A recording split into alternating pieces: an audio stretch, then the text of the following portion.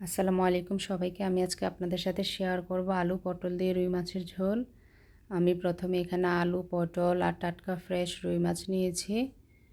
এখন আমি মাছগুলি লবণ হলুদ মাখিয়ে ভেজে নিব। মাছগুলি আমি একটু লাল লাল করে ভাজবো। তো মাছগুলি ভাজা হয়ে গেছে, এখন আমি এগুলি উঠিয়ে নিব। তারপর আমি এখানে আলু দিয়ে দিব।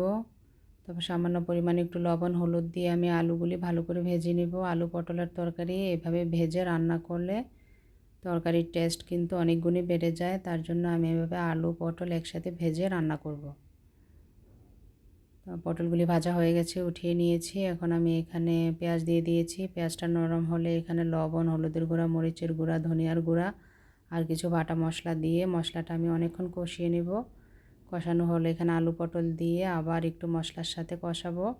তারপর আমি এখানে ঝোলের পানিটা দিয়ে দিব, দিয়ে ঢাকনা দিয়ে কিছুক্ষণ রান্না করব। তারপর আমি এখানে মাছগুলি দিয়ে দিব। তারপর আমি আস্ত কিছু কাঁচামরিচ দিব। তারপর ধনিয়া পাতা দিয়ে রান্নাটা শেষ করব। আমি এখন তরকারিটা পরিবেশন করে নিয়ে আসছি।